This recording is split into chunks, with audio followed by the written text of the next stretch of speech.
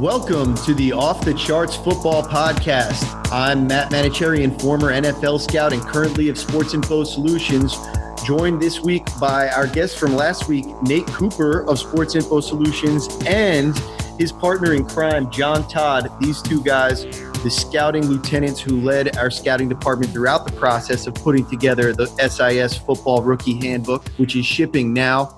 And we are going to talk about a few more position groups. We got some good feedback last week on the talk with Nate about quarterbacks and defensive linemen. John Todd is here with us to talk about wide receivers and cornerbacks, breaking down those skill position players on both sides of the ball. So let's get right to it, guys. First of all, welcome, John. And right off the bat, first guy on our list, N'Keal Harry, our top wide receiver grade out there. What is it that we love about this player? Well, first of all, thanks for having me, guys. Sorry I missed out last week, but N'Keal Harry, number one receiver in our class, big, strong target. He wins with size and physicality. He's a smooth route runner, but he lacks an explosion and suddenness in and out of his breaks. But one of the things that Tony Shields, our scout who did his report, told us was one of his favorite things about him was his run after catch ability. He's a playmaker after the catch with his size. It's impressive. He's got strong hands, but he struggles at times catching through contact. But he's not the most elusive or athletic player. He's tough to bring down on first contact, and he plays a lot faster with the ball in his hands than he'll time in Indy. All right, so we get an idea of what to expect from this player, more of like the big body, not necessarily a separator. In fact, when I look at his critical factor grades, a 7 for hands, a 7 for run after the catch, very good grades there, but just a 5 for separation. It's rare that you'd see the top receiver with just a 5 for separation in any class. Does that tell us something about this class as a whole? Nate, what are we dealing with here as this wide receiver class as a whole, if this is our top guy? Yeah, a little bit. If you look at the rest of his, his numbers and factors, you're looking at a lot of 7s on the board. He does a lot of other things really well. Obviously, the separation isn't there all the time, doesn't have the crazy separation ability that some of these other guys have. But it seems like this class as a whole, a lot of these big receivers, they don't separate a ton, but they use their body really well, box out defenders and be able to go up and get the ball. But like John said, this is a guy that's got big size. He's going to be able to go up and make plays, especially in the red zone. Interesting stuff. Looking at some of his advanced stats from the past year, 47% of his routes were deep. An interesting number there. That's a high number compared to what we see overall. He was better against man than he was against zone this year, which is another positive quality that we like to see. The target share up at 30% each of the last 2 years with over 1,000 yards each of those last 2 years. So there's lots of production. The receiver rating, plenty high, and about 35 expected points added through the year each of the last 2 seasons. So good college numbers to rely on there. And I guess moving forward right along with him, we have 2 other guys at that 6.8 grade range. So 6.8 grade, solid starter grade. These aren't Pro Bowl level grades that were given to the top receivers on the board this year. Let's talk about the next guy on our list, DK Metcalf. Yeah, so Metcalf's one of those guys. I'm sure everybody's seen the picture. It's circulating around Twitter. He looks like an edge rusher. This guy is jacked, but that's how I want my receivers to look, honestly. He's big, physical, another big, strong guy. Savvy as a route runner, can separate with speed and offhand use. He's one of the guys that his athleticism is really going to be tops in this class. He has the ability to make plays all over the field. I do have a little bit of concern about his durability, obviously with the injuries the past couple of seasons, but his athleticism and his traits show that he could possibly be the top receiver in this class. So I saw the pictures of him, and you just brought up something that you reminded me of. My first year in New Orleans, I got there, and we had a receiver named Marcus Colston, who really did look like a defensive end when you saw him kind of on the hoof. And I was, oh, my God, this is what NFL wide receivers look like. My rookie season there. This guy is a whole different story. I've never seen anything like that. That explains a little bit because looking at his statistics, the production numbers really aren't great. 26 receptions this year, 569 yards. 39 the year before for 646. We don't see a ton of production throughout his career. Yes, we see 14 touchdowns throughout his career, so you get that in the red zone. But it seems like a rich grade to me, just looking at some of the performance statistics. Yeah, he is a bit more of a raw production projection player. He's got all the athleticism and size that you look for, but he has had some durability issues. He hasn't had the production as the next guy that we're going to talk about on this list. But one of the things that everybody hears about neck injury, that's a scary word to be thrown around, neck injuries. Our injury expert, John Veros, has been very confident that his neck injury is not a long-term concern, which is why he's been long cleared since his injury midseason to resume football activities and blow up the combine. All right. It'll be a fascinating player to keep track of for sure. Not a lot of the performance on the field, but the physical tools get you excited. All right. We had one more receiver at that 6'8" grade range, our third-ranked guy, Stark Vegas' own. You want to tell us about A.J. Brown? Yeah, A.J. Brown, Stark Vegas defector to Ole Miss. Playing the same offense as Metcalf, they're teammates. And while he's not as physically gifted, he is still a big and quick receiver who has shown more route running technique at this stage than Metcalf has. He's had a high volume of production in his career at Oxford. Past few years, he's really put up a lot of catches, works well short, intermediate, and deep. And he's a tough ball carrier. He's had some double catches and concentration drops. But also due to Ole Miss's trio of big receivers that they had, the two that we've mentioned, and DeMarcus Lodge, and Brown's more varied skill set, he's had a good deal of experience in the slot. So that projects well to the next level. Absolutely, yeah. His playmaking ability, I think, is one of the tops in this class. You can put him in the slot. You can put him on the outside.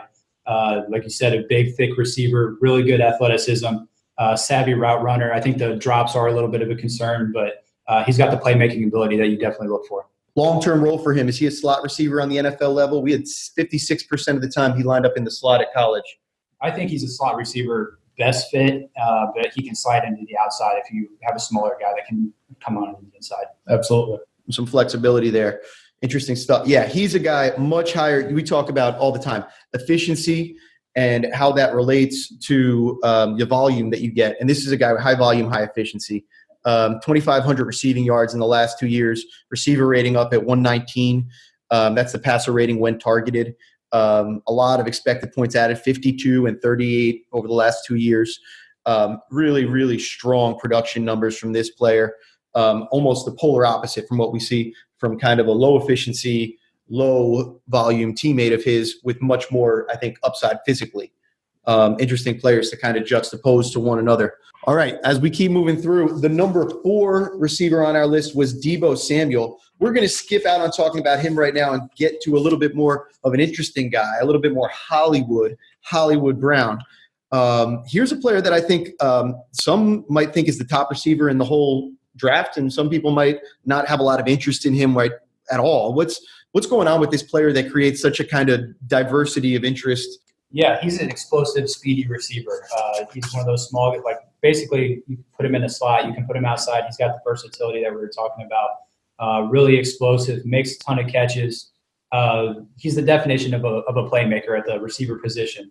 He doesn't have the biggest catch radius. I think he has a little bit smaller hands, so that may be an issue for him catching, off-target passes and catching in traffic. But his explosion, his ability to win deep is what really is something that teams are really going to like. The biggest thing, obviously, with him is the recent injury. There were reports that he could possibly run in the 4.3s at the combine, and now we're not going to see any of that. But I think everybody knows he's fast, he's explosive. So we'll just have to see what happens with this injury. Yeah, one of the things, since everybody knows that he's fast, one of the things I was more interested in seeing in Indianapolis was his hands, going through the gauntlet drills, going through the route drills, having NFL teams get a chance to see his hands in person. On tape, it seems like his hands are small. They're unnatural. He can fight the ball in sometimes on routine catches. So that's going to be the thing that teams want to see more often. But he's a guy who, you hear Deshaun Jackson comps a lot. That's pretty high praise. But they're fitting. He's a small, undersized guy, doesn't have a lot of play strength and catch radius, but he's a deep threat. He can track the ball. He's a finesse receiver, a lot different from the first 3 that we've talked about. So one thing with these Oklahoma quarterbacks that I think that we've had this conversation that's been shifting over the course of the past 2 years of, are they system fits? Is this a Big 12 thing? And then Baker Mayfield, by coming out and having all this success in the NFL that he had, being able to maintain that. Now, all of a sudden, Marquise Brown maintained his success with the quarterback change, but all of a sudden, we're kind of back in that same, okay, is this Kyler Murray? Is this the Oklahoma offense? Are these both really top-level quarterbacks? And he just dealt with 2 top-level guys. Because I think you guys are spot on. When you look at it, he's going to be reliant on having a quarterback that's accurate. And there's no doubt that he's had 2 accurate quarterbacks in each of the last 2 years. He's had an offense that knows how to use his skill set. Looking forward to the next level, I think that the fit is going to be really what determines whether or not this player is, I think, undergraded based on our – and I'm on record saying I really like this player. I know 15 drops over the last 2 years. That speaks to what you guys are talking about, the questionable hands. But at the same time, we talk about the focal point of his offense, 27% of the target share this year, 19% last year. He has a receiver rating up above 130 each of the last 2 years. 35 expected points added in 2017 was good. 61 expected points added in 2018 is ridiculous. Over a 58% positive play percentage against both man and zone. 21% of the time he lines up in the slot, but he's mostly done this from the outside. So, usually guys that line up more in the slot have a little bit of a stat inflation going on. That's not happening so much with him. And yet the yards per route run, 3.6, off the charts. Deep route percent is 46%, and he runs 8 different unique routes, which is a new stat that we invented this year, which says we chart about, I think we chart over 35 different routes, somewhere between 35 and 40 different routes. We're constantly adding and tinkering and making sure that we're capturing everything that all the different teams are doing. This is saying in 2018, he ran 8 of those 35-plus routes more than 5 different times. So how many times did you run each individual route? If you did it more than 5 times, that counts as a unique route. He's got 8 of those. That's a much larger route tree than we usually see from college receivers. So I think the comparisons are happening with Antonio Brown, and Antonio Brown is becoming such an extra complicated player right now, whereas I think a year ago we would have all said any Antonio Brown comp that you see with this guy, and it's legitimate. He likes the ball. He's a great route runner. He's got speed. His game isn't predicated on his size or strength. There's some – I think you made a better comp with Deshaun, but I think there's some reason for an AB comp there too. But now with the AB's kind of off-the-field questions, is he going to be a pain in the butt? This guy's name is Hollywood, and we all know how NFL scouts and GMs are. So I think that'll be something interesting to see there. I would love to see him get in a system with a Baker Mayfield, with a Drew Brees, with one of these really accurate quarterbacks. Because I think if he's in an accurate quarterback offense, well-designed offense, something kind of new age, I think this could be a Pro Bowl player for years to come. All right, let's take a deep dive now and talk about some of the sleepers in the wide receiver class. Those are some of the top guys there that we broke down. But looking into the sleepers, Coop, I know you had one guy on your list, Deontay Johnson, kind of under the radar guy. What can you tell us about him? Yeah, I've been a fan of Deontay for the last couple of years. He's one of those guys. He's an all-MAC player as a receiver, a kick returner, and a punt returner the last 2 seasons. So he's kind of a do-it-all kind of thing for those guys. Really solid as a receiver.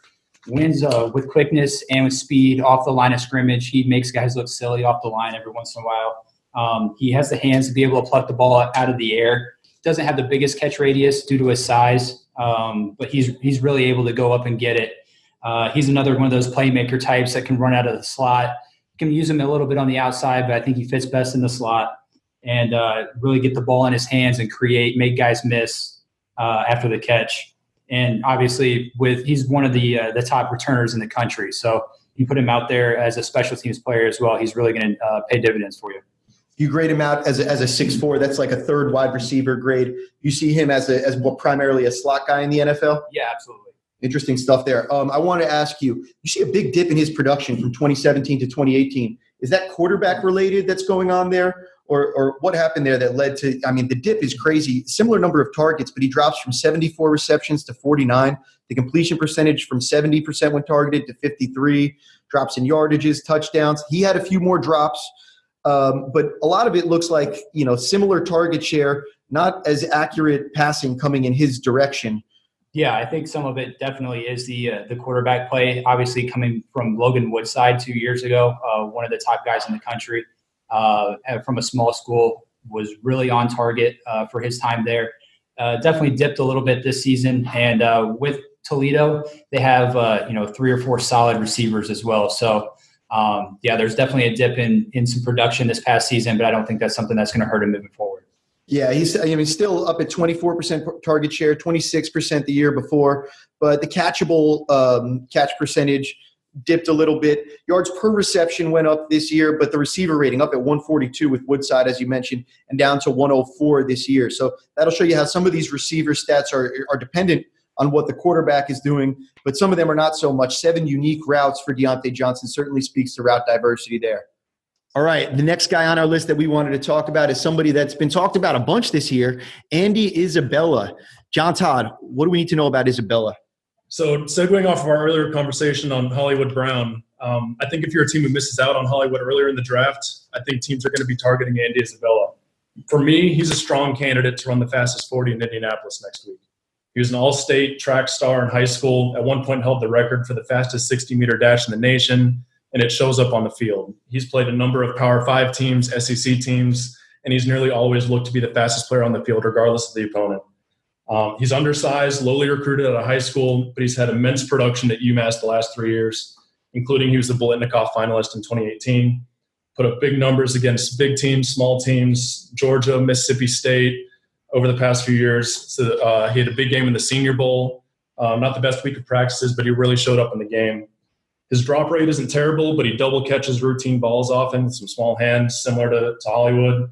And he struggles with changing speed at the stem, but he's a very savvy route runner. He's detailed in his footwork. He's got experience in the slot, outside. He's returned some kicks in the past. He was a running back way back in the day. He can win in a lot of different ways from a lot of different areas of the field. They got him the ball in different areas of the field. So at the next level, I think he best fits as a deep threat mismatch in the slot. He's going to struggle against length on the outside, and his size is always going to be an issue, but his one-trick skill is pretty special. That's interesting. Usually we think about these slot guys as being short speed guys, short area quickness. Your Julian Edelman, Wes Welker. This player we're saying is a slot-only type with that body type, 5'9", 186, looking at the pre-combine measurables. But this guy's a deep speed threat is what you're saying. One thing I look at concerns me, 8 drops each of the last 2 years for him. Is that a concern, or is that something that's just a reflection on how much volume he gets? It is a high volume, so you have to remember that he had over 100 catches this year. So those are, in context, his drop rate's not terrible. But he does double catch a lot of balls in the middle. That makes some easier catches look harder than they need to be. So that is going to be something that he's going to have to work on at the next level. That was something we were looking at the Senior Bowl a lot in Mobile. But you like him slot only, stretch the seam. Absolutely, a different kind of slot guy, and he can win with quickness with his detail and his footwork. Right, and you see that with his route diversity too. 7 different routes for him. All right, one more receiver we wanted to talk about from under the radar, Alex Wesley.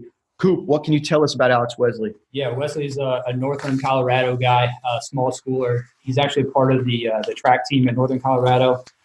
In the 4 games I watched, this kind of goes back to what we were talking about with Deontay Johnson. He had 3 different quarterbacks in those 4 games, but they still knew to get the ball to him. His production didn't drop at all. He was definitely the guy for them. He's a guy that's about 6 foot, 190. Played on the outside quite a bit, but I think projecting to the next level, he'd probably move inside. He can play a little bit on the outside as well, though. He definitely plays bigger than he's listed. Has the speed and the quickness to stretch down the field and to win after the catch. Very good hands catching ability, able to catch it away from his body, plucking the ball out of the air, and showed some suddenness in his route running as well. The one big concern is he'll get rerouted in the middle of his route every once in a while, especially against physical defenders. But this is one guy that whenever I watched him, I was really high on. It was nice to see him go up against some good competition down in Mobile. Didn't perform as well as we had hoped, but he is a guy that I think getting to the next level could be pretty special. He's an interesting guy to keep an eye on. As Mark Simon pointed out in his blurb in the Football Rookie Handbook, he's trying to become the 2nd wide receiver drafted from Northern Colorado. The first, Vincent Jackson, did pretty well there. All right, guys, those are the wide receivers we wanted to talk about today. Any other final notes on these guys before we flip it around and talk about the guys that are tasked with locking them down? Yeah, I think there's a couple of high-end guys, obviously, but you don't see the top-end talent in this class, but there's going to be a lot of depth, especially in the middle to late rounds. So if you're a team that's looking for depth at receiver, this is a good class for you. Always seems like there's a lot of receiver depth. Part of the reason why Matt Manocherian's draft philosophy is try to stay away from receivers and running backs early unless they're really, really special guys. You can tend to find these players where finding an athletic 300-pounder is going to be more difficult in the 6th or 7th round. All right, let's flip it around and talk about those corners, the top corners this year. People have been talking about Baker and Greedy all year long, and that is exactly where we need to start. And we're going to start off with DeAndre Baker, our top-rated corner in the class, a 7.0 grade. Nate Cooper, what can you tell us about DeAndre Baker? Baker has some of the best closing speed that I've seen in this class, and maybe for the last couple of years. He doesn't have the greatest transition ability out of his back pedal, but he makes up for it with his closing speed. He's incredibly athletic, physical, plays physical against any and every receiver. Doesn't mind coming up in the open field, making tackles. But one thing that just jumped out off the film is just his ability to close on anything that was in front of him. He can do pretty much anything that you ask him to, can play any coverage. He is a guy, him and Greedy, that we were 7.0 each, and we think that Baker has a little bit more. But their skill sets are a little bit different, as John will tell you here pretty soon. Yeah, so one of the things that we noted, all three of these top corners that we're going to talk about all received 7s across the board in the critical factors for us. Byron Murphy being the third one. Byron Murphy being the third, which speaks to how similar they are, but all three of them are different types of players, which we'll get into. But DeAndre Baker, he's long, he's strong, he's got really good play strength. We felt most comfortable with him being our top corner based on the physical skill set, all the tools, his ability in off-man and zone, his closing speed, as Nate mentioned. I think he's got the total package. I'll tell you what I like about him, and statistically, he is bulletproof. He has allowed 36 completions in the last 3 seasons. 36 completions on 85 targets over that time. You're talking about 12 completions a year. You're talking about allowing a completion a game over the course of 3 seasons. His completion percentage when targeted is 42% over that time. Yards per target is 5.6. He's got 5 picks, and he's allowed just 1 touchdown in 3 seasons as the primary defender in coverage. That happened back when he was a sophomore. So the stats are just astounding. Other deeper dive statistics, the quarterback rating when targeting him is a 45.1 over the course of 3 seasons. Now, a reminder, you get a 39 just for throwing the ball into the ground. His expected points added when targeted is negative 35. Teams have lost 35 expected points from targeting him those 85 times that they made the mistake of doing so. And he's especially good in man coverage as opposed to zone. He spends 54% of the time in man. That's a relatively high rate. 4.3 yards per coverage snap and just a 33% positive play rate. You got a 1 out of 3 chance in getting a positive play when you target this guy. The stats are across the board staggering with this player. All right, well, let's talk about the guy that everybody's comparing him to, and Greedy Williams. John, you started off. Tell us what's different about these guys. What makes Greedy Williams special?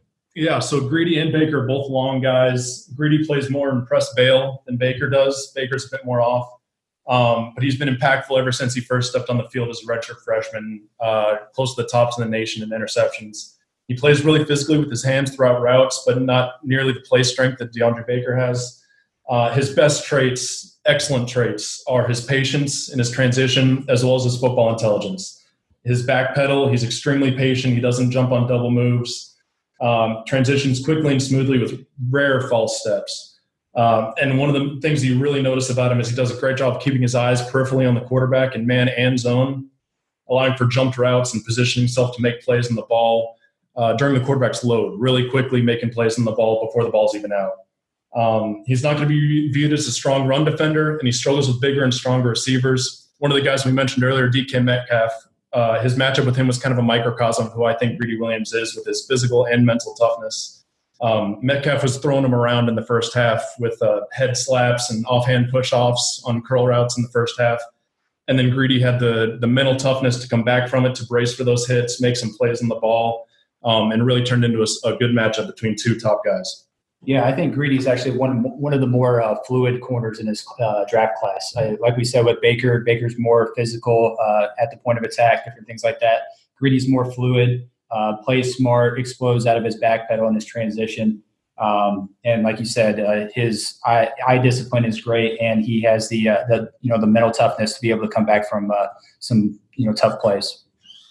Looking at Greedy from the statistics, Greedy is an apt first name with 8 interceptions over the past 2 seasons.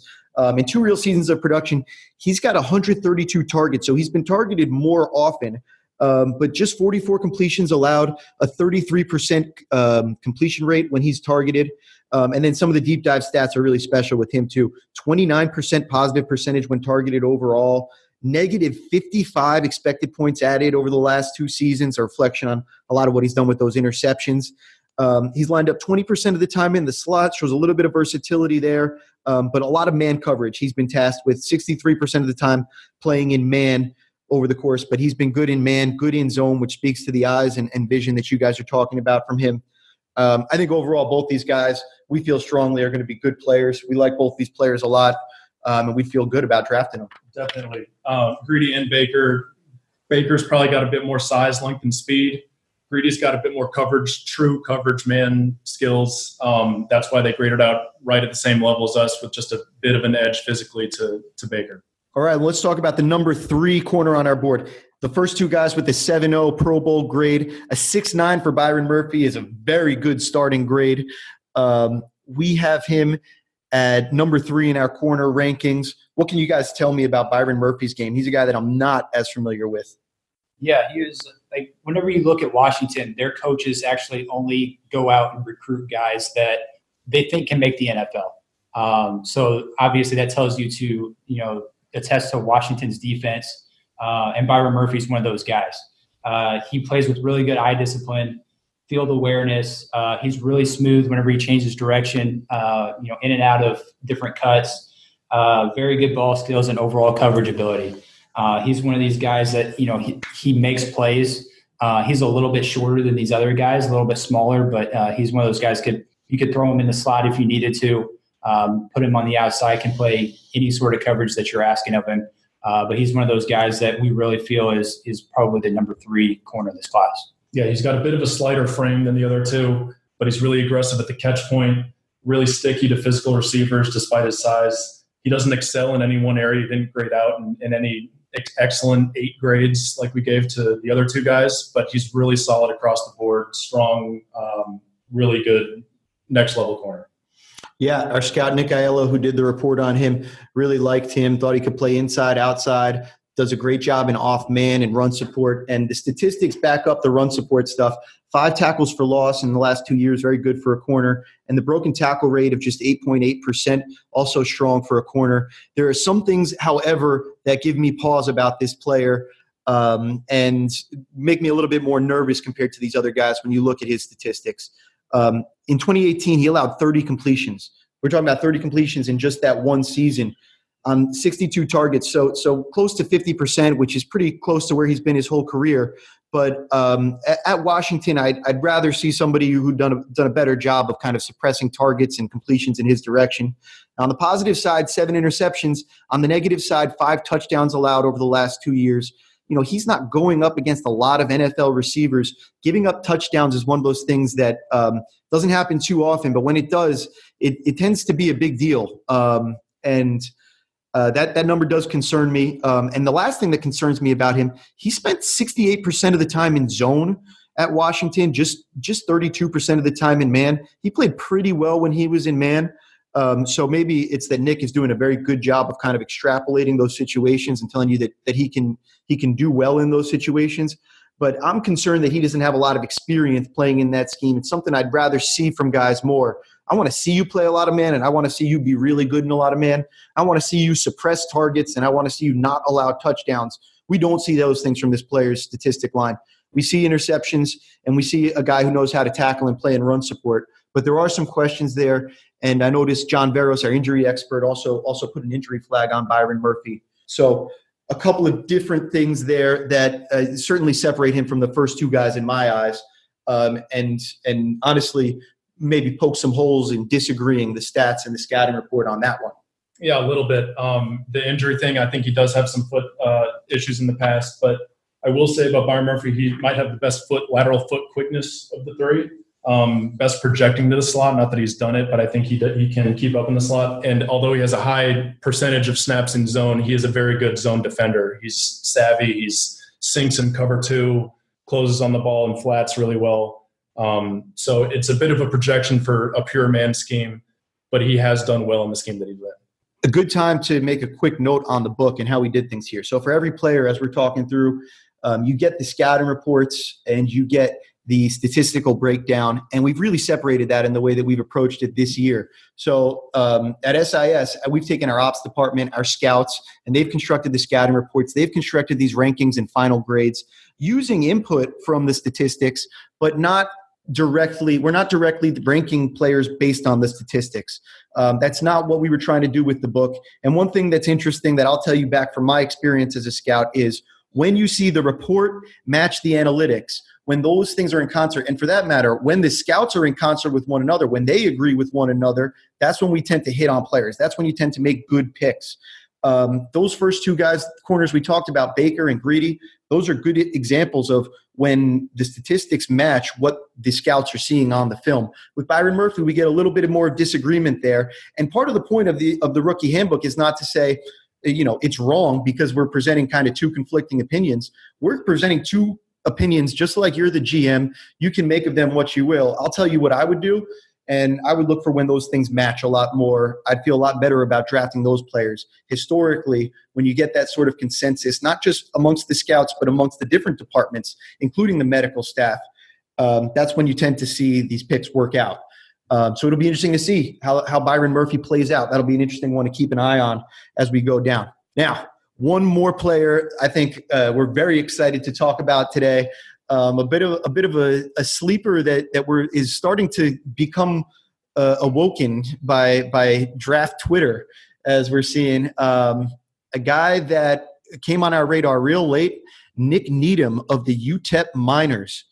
John, what can you tell us about Nick Needham? So the story of how we came about Nick Needham is an interesting one. Noah Gatzik, who's a scout at Sports Info Solutions here, worked with UTEP a lot last year in 2017 and brought him up often to us as one of the few standouts on their defense. UTEP's a team that's won, one game in the past 2 years? And I think it's a place that's won one game. It's one of the most miserable cities for scouts to visit. Scouts historically complain about going to UTEP more than any other place, I think, in the country. I would always laugh because Northeast scouts would complain about Temple, and I'd be like, it doesn't seem like it's as bad as UTEP. So not exactly a hotbed of football talent coming out of this part of the country. But Noah, I think every time he charted a UTEP game, he kept saying, they just have one guy that I'm really interested in, this one guy. So, yeah, go on. Exactly. He's a guy that got passed around a bit through our process until our scout, Tony Shields, did his report as one of the last completed in our process and absolutely loved him. Having not watched him ourselves, we were a bit skeptical of this corner from UTEP. So we handed our cross-check to Jake Schwanitz, who now you can find online, has a long write-up and interview with Nick Needham. You can go check that out. And he confirmed Tony's high praise of him. So the legend of Nick Needham kind of started growing around our office a bit until Nate and I had to get together and figure out if this guy was legit, was worth all this buzz. So the one we will say is everybody's been watching the Tennessee game, see him against some top competition, and we changed very little of the scouting report as Nate will get into the actual player. Yeah, it's funny. We were dogging Tony and Jake for sure. Didn't believe the high praise, and then when we put him on the film, we really didn't change much at all. There was pretty much spot on. When you look at him on the field, like John said against Tennessee, like no disrespect to UTEP's coaching staff or anything, but I think his best football is definitely ahead of him once he gets some NFL coaching in front of him. But this guy's incredibly fluid. He's able to backpedal, transition out of his breaks. Obviously, he played at UTEP, so he has going up against smaller competition, different things like that. He'll get beat over the top. He'll get a little too over aggressive, but he breaks up some screens. He's relentless in the run game. He puts his body on the line any and every play.